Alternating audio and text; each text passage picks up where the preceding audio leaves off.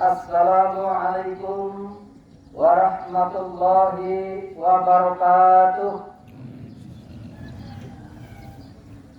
Allahu Akbar, Allahu Akbar, Allahu Akbar, Allahu Akbar, Allahu Akbar, Allahu Akbar, Allahu Akbar, Allahu Akbar, Allahu Akbar, Allahu Akbar kabira, walhamdulillahi katsira, wa subhanallahi bukratan wa asila.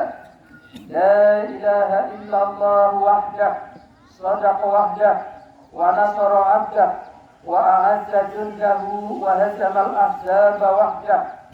La ilaha illallah wa la na'budu illa iyyah, mukhlisina lahuddin, walau karihal kafirun, walau karihal musyrikun, walau karihal munafiqun. La ilaha illallah wallahu akbar, Allahu akbar walillahil hamd. Alhamdulillah, alhamdulillahilladzi nahmaduhu wa nasta'inuhu wa nastaghfiruh wa na'udzu billahi min shururi anfusina wa min sayyiati a'malina. Man yahdihillahu fala mudilla lahu wa man yudlil fala hadiya lahu. Asyhadu an la ilaha illallah wahdahu la syarika lahu wa asyhadu anna Muhammadan abduhu wa rasuluh. Allahumma salli wa sallim wa barik ala Muhammad wa ala alihi wa ashabihi ajma'in. Fa ya ayyuhal muslimin rahimani wa rahimakumullah, usini wa iyyakum bittaqwallah, faqad fazal muttaqun. Qala Allah Ta'ala fil Qur'anil Karim, a'udzu billahi minasy syaithanir rajim. Ya ayyuhalladzina amanu taqullaha haqqa tuqatih wa la tamutunna illa wa antum muslimun. Wa qala aidan, inna a'tainakal kautsar fasalli li rabbika wanhar, inna syani'aka huwal abtar. Allahu Akbar, Allahu Akbar, Allahu Akbar walillahil hamd. Muslimin, muslimat, jamaah salat Idul Adha yang dirahmati dan dimuliakan Allah Ta'ala. Alhamdulillah, itulah kalimat yang sempurna menandakan kita mengagungkan dan memuji Allah Ta'ala. Karena memang Allah lah yang pantas dipuji. Manusia dan seluruh makhluk yang lain hanya pantas untuk memuji. Itulah sebabnya sifat yang paling dibenci oleh Allah dari seorang hamba adalah sombong dan membanggakan diri. Innallaha la yuhibbu man kana mukhtalan fakhura. Sesungguhnya Allah tidak menyukai orang yang sombong dan membanggakan diri. Quran surat An-Nisa ayat 36. Allahu Akbar adalah bentuk pengakuan bahwa Allah yang Maha Besar, hanya Allah yang pantas diagungkan. Allahu Akbar juga bermakna kesadaran bahwa kita adalah hamba Allah yang lemah, hamba Allah yang serba kekurangan, hamba Allah yang butuh pertolongan, rahmat dan kasih sayang Allah Ta'ala. Hari ini jutaan, ratusan juta, bahkan miliaran umat Islam di pelosok bumi ini berkumpul di lapangan, di masjid, semuanya mengucapkan kalimat yang sama, takbir, tahmid, tahlil, mengagungkan Allah Subhanahu wa Ta'ala. Allahu Akbar, Allahu Akbar, la ilaha illallah, wallahu akbar, Allahu Akbar walillahil hamd.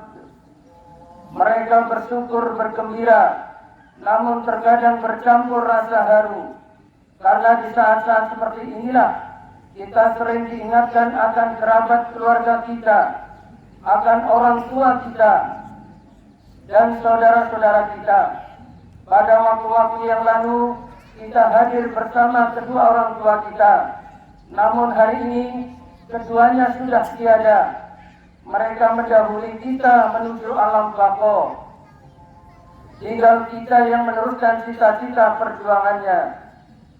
Di tahun-tahun yang lalu kita hadir bersama anak-anak kita. Namun hari ini boleh jadi di antara kita sudah tidak bersama lagi dengan anaknya, karena justru anaknya yang telah mendahulinya. Ada suami yang sudah tidak bersama istrinya, karena istrinya pun mendahulinya ke alam kubur.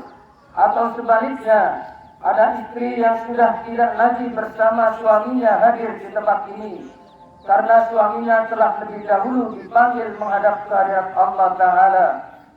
Muncul kerinduan untuk bersamanya, tapi kerinduan tinggal hanya kerinduan.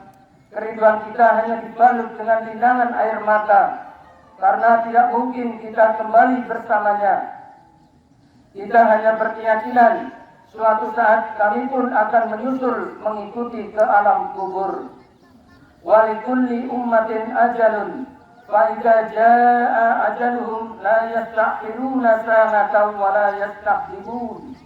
Dan setiap umat mempunyai ajal, batas waktu. Apabila ajalnya tiba, mereka tidak dapat meminta penundaan atau percepatan sesaat pun. Allahu Akbar, Allahu Akbar, walillahil hamd. Hari ini adalah hari yang istimewa, karena ada dua ibadah besar yang sangat dianjurkan umat Islam untuk dikerjakan di penghujung tahun hijrah ini, yaitu ibadah haji dan ibadah kurban. Hari kemarin, jutaan orang Islam di seluruh dunia berkumpul di Padang Arafah dengan pakaian yang sama, dengan ucapan yang sama. Mereka memenuhi undangan Allah Ta'ala, membuktikan ketaatannya, menunaikan ibadah haji dengan pakaian yang sama sebagai pertanda bahwa di hadapan Allah kita semua adalah sama. Tidak jelas mana orang kaya dan mana orang miskin, mana pejabat, mana rakyat biasa, mana orang yang terkenal, mana rakyat jelata. Semuanya menundukkan diri, bertafakur, bertawajuh, dengan penuh tawadhu dan khusyuk mengucapkan kalimat yang indah. Labbaik Allahumma labbaik, labbaik la syarika laka labbaik, innal hamda wan ni'mata laka wal mulk la syarika lak. Kita doakan semoga jamaah yang sedang menunaikan ibadah haji diterima dan bisa kembali ke tanah air dengan menyandang predikat haji yang mabrur. Karena Rasulullah Sallallahu Alaihi Wasallam bersabda, Al-Hajjatul Mabrura, laisa lahu jazaa'un illal jannah. Haji yang mabrur, tiada balasan yang layak selain surga. Hadis riwayat Ahmad dan Tirmidzi. Pun kita berdoa, semoga kita yang belum menunaikan ibadah haji dimudahkan rezekinya, diberikan kesehatan dan kesempatan untuk bisa menunaikan ibadah haji di tahun-tahun yang akan datang. Walillahi 'alan nasi hajjul baiti man istata'a ilaihi sabila. Mengerjakan haji adalah kewajiban manusia terhadap Allah, yaitu bagi orang yang mampu mengadakan perjalanan ke Baitullah. Ma'asyiral muslimin, jamaah salat Idul Adha yang dimuliakan dan dirahmati Allah Ta'ala. Ibadah besar yang kedua yang sangat dianjurkan oleh umat Islam adalah ibadah kurban. Dan ini pun merupakan napak tilas dari perjalanan seorang manusia besar, Abul Anbiya, bapaknya semua nabi, yaitu Nabiullah Ibrahim alaihissalam. Sebagaimana kita ketahui, hari raya Idul Adha mengingatkan kita akan hebatnya pengorbanan, ketaatan, dan kesabaran Nabi Ibrahim alaihissalam. Bagaimana tidak? Sudah lama Nabi Ibrahim menantikan kehadiran seorang anak. untuk menemani hari-harinya, membantu dan meneruskan perjuangan dakwahnya. Nabi Ibrahim pun terus berdoa kepada Allah sebagaimana tercantum dalam Al-Quran surat As-Saffat ayat 100. Rabbi habli minas sholihin, Rabbi habli minas sholihin, Rabbi habli minas sholihin. Ya Tuhanku, anugerahkan kepadaku seorang anak yang termasuk orang-orang yang soleh. Akhirnya Allah anugerahkan seorang anak dari rahim istrinya, Siti Hajar. Hari berganti, musim berubah. Sang anak yang kemudian diberi nama Ismail tumbuh berkembang dengan baik. Tapi ternyata pada suatu malam Nabi Ibrahim bermimpi, diperintah Allah Subhanahu wa taala untuk menyembelih anaknya tersebut. Sebagaimana kita tahu, tidak ada ayah di dunia ini yang sanggup menyakiti anaknya sendiri, apalagi sampai membunuhnya. Seorang ayah rela dirinya sakit demi melihat anaknya tersenyum. Rasa sayang seorang ayah pada anaknya tak perlu diragukan dan tak perlu dipertanyakan. Seorang ayah mungkin tak pernah berkata kepada anaknya, "Aku sayang engkau wahai anakku." Tapi yakinlah bahwa kasih sayang ayah pada anaknya takkan bisa dikira. Ia menyayangi anak-anaknya tidak dengan kata-kata, tapi dengan relanya ia bekerja keras di bawah panasnya terik matahari, di bawah derasnya hujan. Ia bahkan rela bekerja apa saja demi bisa membuat anaknya tersenyum gembira. Maka perintah Allah kepada Nabi Ibrahim untuk menyembelih anaknya bukanlah perintah yang ringan, bukanlah pekerjaan yang mudah. Ini perintah berat dan teramat sangat berat. Tapi ketika Nabi Ibrahim yakin bahwa perintah menyembelih anaknya benar-benar perintah Allah, tanpa ragu ia berkata pada Ismail kecil, "Ya bunayya, inni ara fil manami anni azbahuka fanzur madza tara." Wahai anakku, sesungguhnya aku bermimpi bahwa aku menyembelihmu, maka pikirkanlah bagaimana pendapatmu. Ismail kecil saat itu berusia 7 tahun. Ada yang berpendapat 13 tahun. Tapi Ismail kecil bukanlah seorang anak sebayanya. Imannya kuat, pendiriannya kokoh. Maka dengan tegas ia menjawab pertanyaan ayahnya. "Ya abati if'al ma tu'maru, satajiduni insyaallahu minas sabirin." Wahai ayahku, lakukanlah apa yang diperintahkan Allah kepadamu. Insya Allah engkau akan mendapatiku termasuk orang yang sabar. Setelah Nabi Ibrahim alaihissalam dan Ismail kecil sepakat untuk melaksanakan penyembelihan, menjelang detik-detik penyembelihan, di saat penuh kesedihan, Ismail kecil berkata dengan penuh keikhlasan, "Wahai ayahku, kencangkanlah ikatanku agar aku tidak lagi bergerak. Sing-singkanlah bajumu agar darahku tidak mengotori. Dan jika nanti ibu melihat bercak darah itu, niscaya ia akan bersedih. Percepatlah gerakan pisau itu dari leherku agar terasa lebih ringan bagiku, karena sungguh kematian itu sangat dahsyat. Apabila engkau telah kembali, maka sampaikan salam kasihku kepada ibu." Tapi maha besar Allah, maha kuasa Allah, pisau yang tajam itu tidak bisa melukai leher Ismail kecil. Dan Allah ganti Ismail kecil itu dengan seekor kambing gidas. Allahu Akbar, Allahu Akbar, walillahil hamd. Kaum muslimin yang dimuliakan Allah Ta'ala, ada beberapa hikmah yang bisa diambil dari kisah Nabi Ibrahim dan Ismail kecil di atas. Pertama, bahwa dalam beragama kita harus mau berkorban untuk menjalankan perintah Allah Ta'ala. Nabi Ibrahim dengan penuh keikhlasan dan kesabaran mengorbankan anak semata wayangnya. Memang kita bukan Nabi Ibrahim, Kita tidak sehebat Nabi Ibrahim, kita tidak semulia Nabi Ibrahim, tapi kita semata-mata hamba Allah, sama seperti Nabi Ibrahim. Kita punya kewajiban untuk menjalankan perintah Allah Ta'ala. Di setiap harinya kita hanya perlu mengorbankan beberapa menit saja untuk istiqomah melaksanakan sholat 5 waktu. Dalam setiap pekannya kita hanya diminta untuk mengorbankan beberapa menit saja agar kaki kita melangkah, tangan ini kita ayun, badan ini kita gerakkan menuju rumah Allah untuk melaksanakan sholat berjamaah. Di setiap tahunnya Allah hanya minta kita untuk mengorbankan 2,5% dari harta kita yang sudah sampai nisab dan haul untuk dikeluarkan zakatnya. Tapi itulah kita manusia, betapa berdosanya kita, betapa hinanya kita.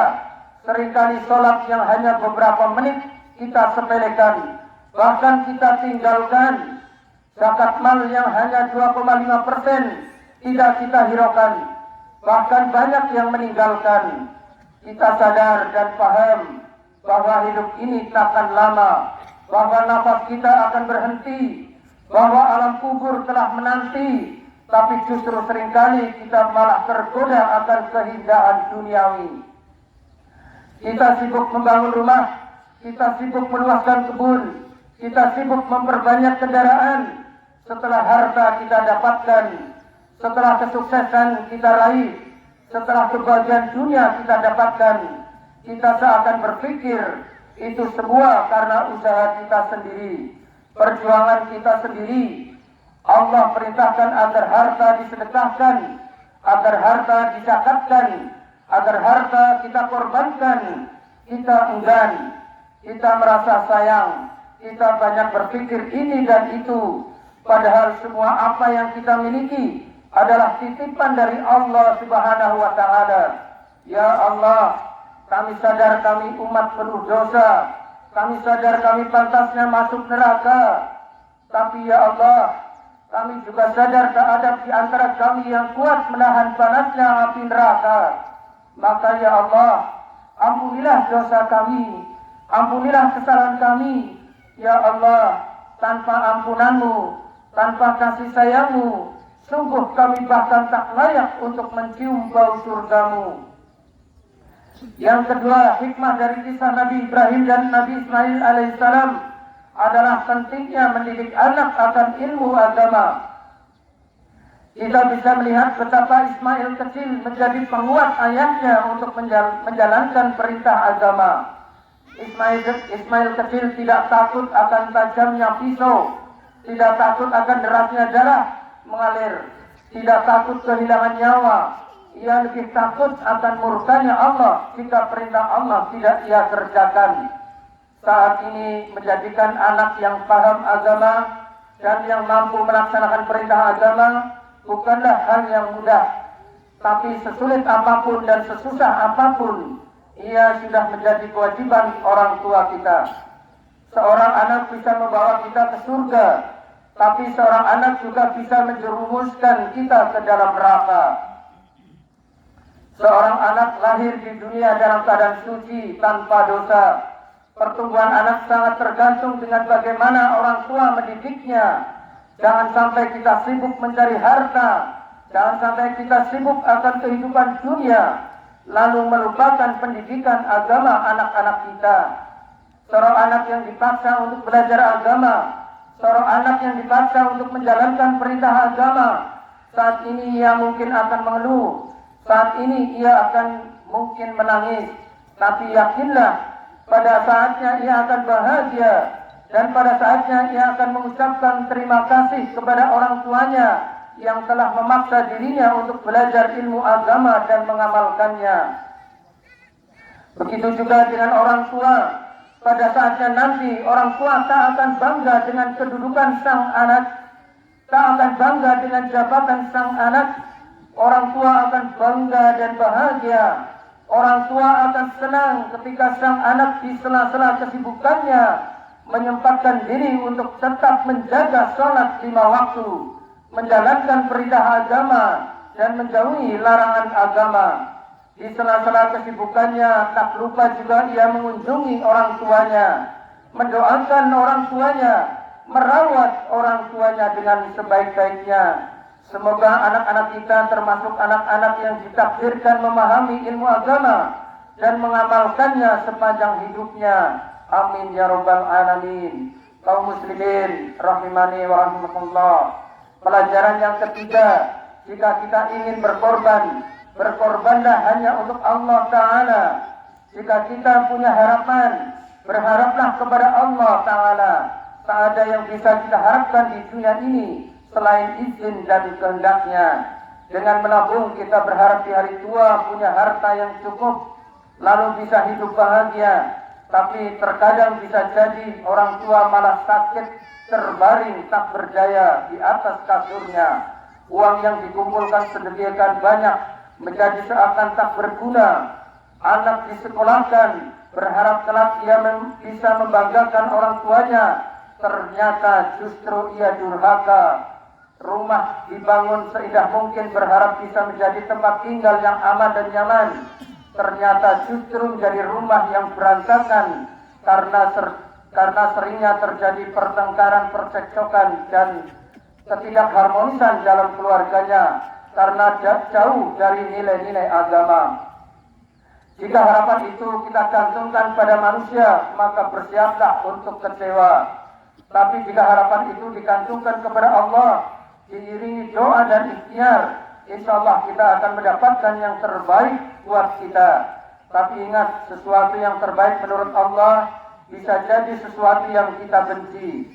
Wa asa an takrahu syai'an wa huwa khairul lakum, wa asa an tuhibbu syai'an wa huwa syarrul lakum, wallahu ya'lamu wa antum la ta'lamun.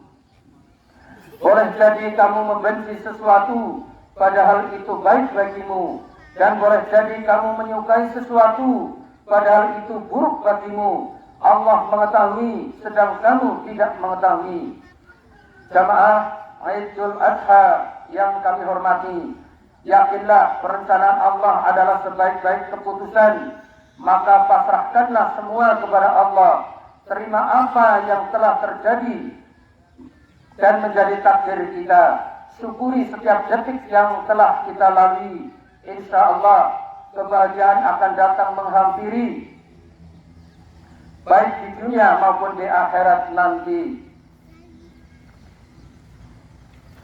Jamaah salat Idul Adha yang dirahmati Allah, demikianlah khutbah Idul Adha ini. Semoga bermanfaat. Marilah kita akhiri dengan kita berdoa, bermunajat kepada Allah Ta'ala.